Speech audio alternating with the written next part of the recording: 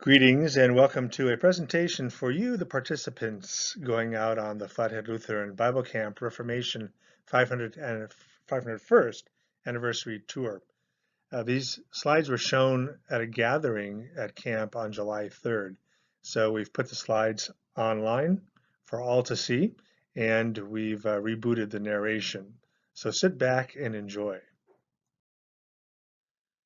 As mentioned, this is the 500th and first anniversary of the Reformation, Germany and Czechia tours. So our tour will start in the Czech Republic. We'll be there for 2 nights before heading out to Germany. As we go, I'm going to be showing you different scenes from different sites and be explaining some of the things that there is to know about some of the stuff we'll be seeing. As we go, keep in mind the 3 levels of German history that we will be experiencing while overseas. The 3 R's, as I like to call them. The 3 R's: Reformation, Reich, and Reunification. Reformation, self-explanatory, although you can say that the Christian Reformation is ongoing. The Reich features those parts of Germany that confront or have history linked to the last century and the middle of that century when Hitler rose to power and brought about a world war that caused the death of millions. It's remarkable how Germany continues to confront this history today, and we will be part of that confrontation. And then, of course, most recently, the events that led up to the reunification of the once divided nation, beginning with the fall of the Berlin Wall in the fall of 1989. So all those levels will be things we'll be experiencing and discussing and learning about on our trip. Let's take a look at the map. We're going to be mostly in the eastern part of Germany with, of course, our tour beginning in the Czech Republic. So you can see Poland on the eastern border as well. So let's itinerary for a moment. We are going to be flying into or meeting up in Prague, and then after 2 nights continuing to Dresden. From Dresden, where we'll be 1 night, we'll head back toward the center of the country, or near the center of the country, spend 2 nights in Erfurt with a side trip to Eisenach. And then after Erfurt, we will be heading to Wittenberg with a stopover in Leipzig before concluding with 2 nights in Berlin. And then, of course, we'll be headed back to wherever we're going next. Let's see the map again, and this time let's look at how the country looked before the reunification in 1990. You'll recall that Germany was divided into 2 sections. Maybe you remember that the West German section was called the Bundesrepublik Deutschland, or the United Republic of Germany. And then the eastern part was called the DDR, the Deutsche Demokratische Republik. And it was split up in that manner after World War II, with the exception of West Berlin, which remained under Allied and ultimately American control. And in the old days, that is before 1990, the only way to get from West Germany to West Berlin was on this road that dissected the old East Germany, and the road had like tall barbed wire fences on both sides. If you ever traveled from West Germany to West Berlin in those days, you would have seen the guard towers, and people didn't dare to stop their cars and get out and explore. So that was how it was then. And then after the reunification, beginning with the fall of the wall in 1989, and then the official reunification the following year, those borders and those walls disappeared. So this is what the country looks like today. So now a review of our planned itinerary and some words about some of the stuff that we're going to be seeing. I'm not going to give you a lot of words about all of the stuff, but just some words about some of the stuff. So we'll meet in Prague, and as you can see, Prague is a lovely city, a lot of eye candy. So if it's a clear day, there will be lots of good photo ops. And even if it's not clear, we'll be taking a lot of pictures, I'm sure. So we'll gather together for dinner. That'll start our first official meeting on the evening of Monday. Just a word about Prague. This river is not technically the Elbe River. This river is a river that flows into the Elbe River just north of Prague. And then these waters continue on through Dresden, through Wittenberg, Magdeburg, and then out through Lower Saxony, past Bremen into the Baltic Sea. On August 7th, Tuesday, our first full day, we'll get a nice tour of the inner city of Prague, including the famous Charles Bridge. We'll see the Old Town Square featuring its impressive statue commemorating the Czech reformer Jan Hus, who had many reform ideas for the Catholic Church, and for those ideas was burned at the stake in 1415. So we'll hear about the connection between Hus and Luther on our tour. But when we're in Prague, we'll pay our respects to Hus here at his big, big statue. On Wednesday the 8th, we'll kind of cross the river and head up and see the castle complex before actually heading out of town. There's a lot to say about this complex, a lot of history here, but if you're familiar with the term defenestration, that is throwing somebody out of a high window, that term gets its inspiration from events that happened here in the Prague Castle. So then on that Wednesday, it's off to Dresden. We'll pack into our little VW minivan. Just kidding. We will be in a nice air-conditioned tour bus and head northward, crossing the Czech border with Germany and on to Dresden. We'll get to Dresden probably mid-afternoon and have some time to settle in and cool our jets and maybe walk around the famous old town a little before heading off to bed. I'm sure a lot of us will still be dealing with some jet lag or the effects thereof. But if you do want to stay awake till a decent time to go to bed, the riverfront is just a great place to walk while you're in Dresden.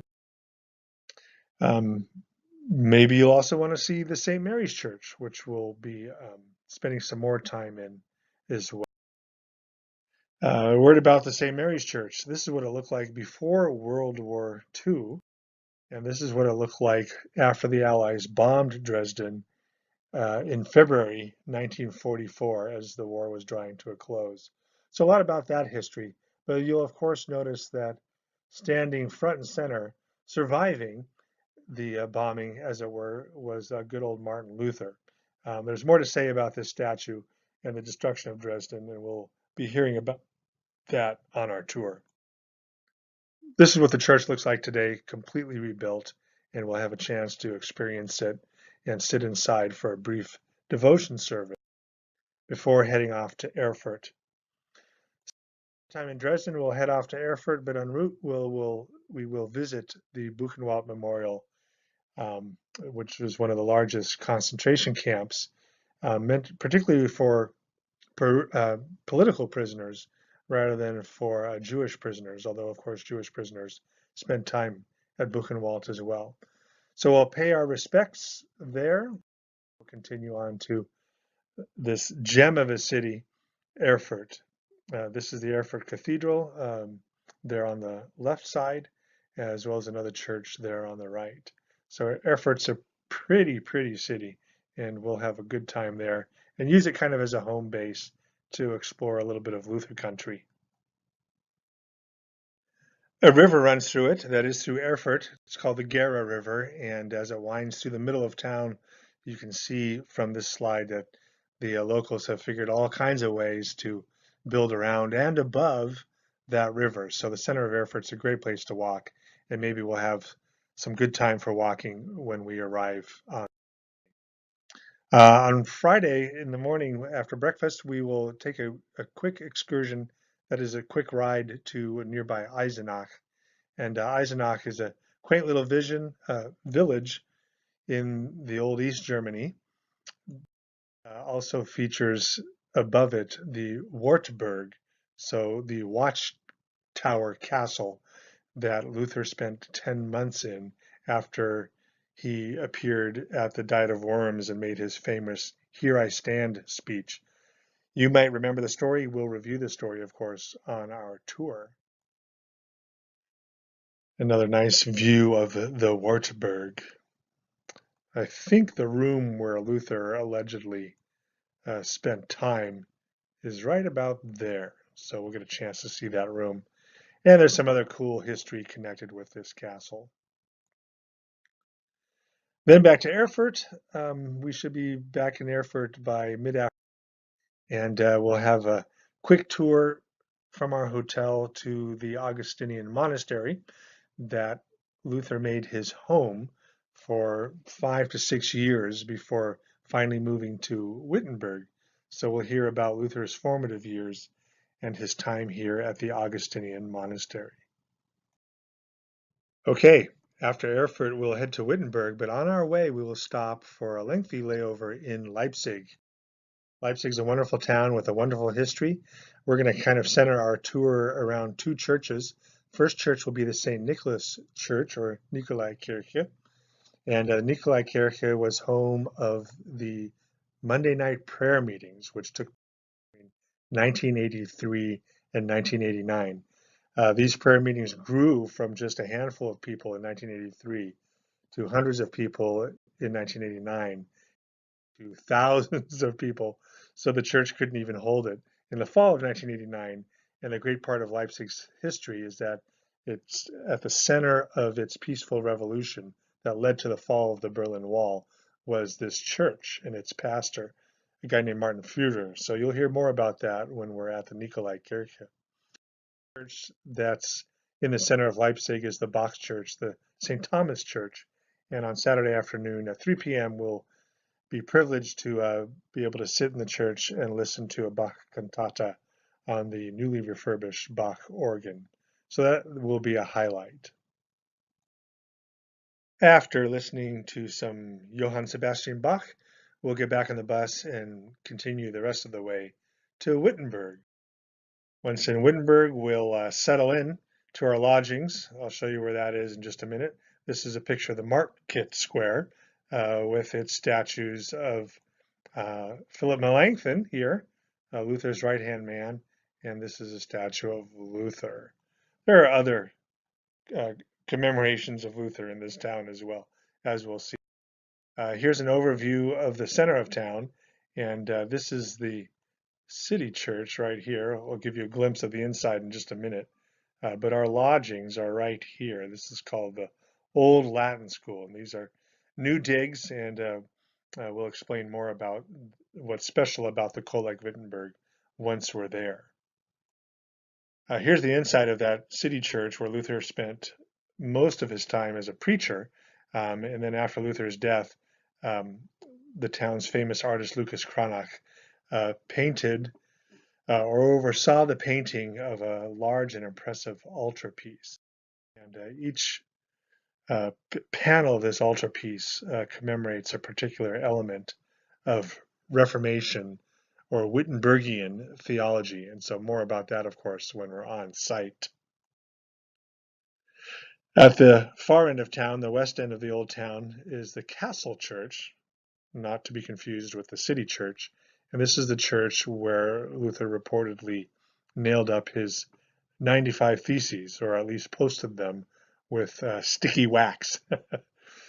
So we'll get a chance to visit this church inside and outside. And if we're lucky, while we're there, you should be able to pay the €2 that will let you climb the more than 100 stairs to the top of the tower. And at the other end of town, the eastern end of town, is the famous Luther House, the former Augustinian monastery that, once empty in about 1525, the home of Wittenberg's famous newlyweds, that is, the former monk Martin Luther and the former nun Katharina von Bora. So Wittenberg is where we'll hear all these stories and really immerse ourselves into the rich Reformation history that this town is all about. I'm very happy that we're spending 2 nights, and so part of 3 days, and a full day, in fact, in Wittenberg. It's a very manageable town from one side to the other. It's a little bit more than a kilometer as you go down the middle of it. Very manageable, and my experience is that visitors or participants on the tours I've been on really love to explore this town. So you can walk from one side to the other in 15 minutes, and our walking tour will be longer than that, but will take us around the main sites of Wittenberg. Um, One of the things that you might want to do on your free time in Wittenberg is visit the Luther 1517 panorama at the eastern side of town. Um, Without saying too much about it, this is a 4-story tall panorama, almost 360-degree panorama that features what Wittenberg might have looked like in 1517 when Luther posted his famous 95 Theses. We'll have breakfast in Wittenberg on Monday morning and then head off for the 1.5-hour drive to Berlin. Berlin is an immense city, and we'll drive through it and explore some of it by bus as we head to our hotel. And our hotel is located in the former East Berlin. The old wall roughly ran this direction. And so you can see our hotel is in the former East, but it's quite centrally located to some of the main sites of. Again, here's a map a little bit closer. This is where our hotel is, and this is where the Holocaust Memorial is, and this is Brandenburg Gate, and over here somewhere is former Checkpoint Charlie. So we'll be nice and centrally located for a strong exploration city. On our way in, we'll likely see and spend some time at the Kaiser Wilhelm Memorial Church. It's a church that was not rebuilt. That is, they left the bombed out husk of the church, and the parish then built the new steeple and the new sanctuary on opposite sides of it. So we'll visit here, and inside is a nice set of exhibits to peace and reconciliation. Everyone likes to go see the Brandenburg Gate and have their picture taken there. And the history and the imagery that's recalled with this gate, of course, is a little bit contradictory. Many good things have happened and are associated with this military gate that was built in the 1800s, but of course, many awful things as well. Deal with some of that and talk about some of that. This, of course, is probably the memorial that represents the awfulest things that happened in Germany at the hands of the Reich and its participants in the 1940s. So we'll spend some time exploring the memorial to the murdered Jews of Europe as well. Checkpoint Charlie is worth a stop. It's a little bit touristy. This is what it looked like then under the time of the East-West. And we'll also see what it looks like now. And we'll cap off our explorations, our guided explorations, on Tuesday with a devotion service in this Protestant cathedral. Yes, it sounds like an oxymoron, but there is such a thing, the Berliner Dom, and that will be impressed by our time in there as well. If you want to explore, there's lots of things to explore in the heart of Berlin during our free afternoon on this day. I recommend a number of things, but people I've traveled with before really are impressed with, or let's say it this way, the exhibits of this SS museum called the Topography of Terror really leaves an impression on the people who experience. The German Parliament building can be visited, and they do make tickets available on a day-to-day basis, 24 hours beforehand. So it is possible to explore the top of the Parliament building, but you need a ticket. Otherwise, you can admire it from the outside. It's not far from the Brandenburg Gate. Berlin has some great museums that are finally freely open to Western visitors after many years behind the Iron Curtain. And one of them is the Pergamon Museum, featuring artifacts, what shall we say, procured from all over the world, especially the Middle East and Asia. Other recommendations for museums I can give you while we're there. So that'll be it. That'll be our time in Berlin. And the next morning after breakfast, we will head off to the airport. Many of us, I understand some of us will be staying and going on to different parts of Europe. So the image I leave you with is the image of Ampelmann. Ampelmann is the man who is featured on the walk, don't walk signs in the former East Berlin. This is the walking Ampelmann. We'll be doing a lot of walking. And finally, at the end of our tour, we'll wave goodbye and train or fly to new adventures. Thank you for listening to this presentation. I hope it's whetted your appetite a little bit for our time together. If you have any questions, don't hesitate to send me an email. Otherwise, we will see you all in Prague on August 6th.